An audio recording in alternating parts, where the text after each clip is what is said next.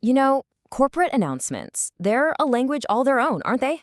They're written to sound so calm, so reassuring, even when the news is, well, not so great. And that's exactly what we saw when the tech giant IBM announced some job cuts. So today, we're going to decode what those carefully chosen words actually mean. Okay, let's just start with a really simple question. And be honest, when was the last time IBM was actually top of mind for you? For a lot of us, they can feel like a legacy company, a huge name from the history books of computing, but maybe not a dominant force in our daily lives today. But that perception might be a little bit off. Because the reality is, IBM is still absolutely massive. We're talking about a global workforce of 270,000 people. I mean, that's more than the entire population of a lot of cities. So when a company this huge makes a move, even a seemingly small one, the ripple effects can be enormous. And that brings us to the announcement itself, the one that kind of put this quiet giant right back into the headlines. It is a perfect, and I mean perfect, case study in corporate speak. So here it is, the official statement. Just listen to that wording. They're executing an action that will impact a low single-digit percentage. It all sounds so minor, so controlled, almost sterile. But behind these fuzzy terms are real numbers, and more importantly, real people. So this is the key, right? What in the world does low single-digit percentage actually mean? That phrase is intentionally vague. It's designed to make the news sound as small as possible, but it leaves a whole lot of room for interpretation. So let's break that ambiguity down. Let's do the math.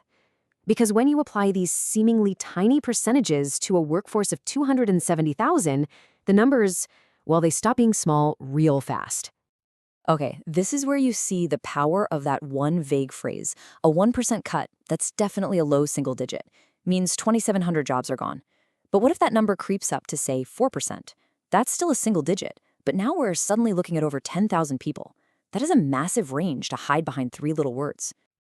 And here is the twist. This is the part of the story that just doesn't seem to add up. These layoffs aren't happening because the company is in trouble. Not at all. In fact, IBM had just reported stronger than expected earnings and a 10% jump in software revenue. So what is really going on here? This disconnect, right? The gap between making good money and cutting jobs, it points to a completely different set of reasons for doing this.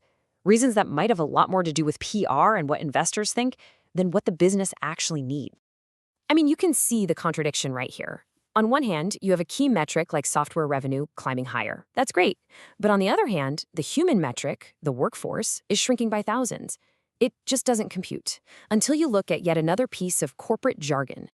Right, so in their statement, IBM also said they expect U.S. employment to stay flat. But flat does not mean safe. It can be a kind of shell game. It can mean they fire a bunch of experienced, maybe higher paid employees, and then just hire new ones in different roles. So the total number on the spreadsheet looks stable, but for the actual person who lost their job, it's anything but flat. So why do it? The analysis really suggests it's all about optics. It's about how things look. In the tech world, when your competitors are all making cuts, there's this weird pressure to do the same thing, just to show investors you're being disciplined and efficient, even if your company is perfectly healthy. It's about managing perception.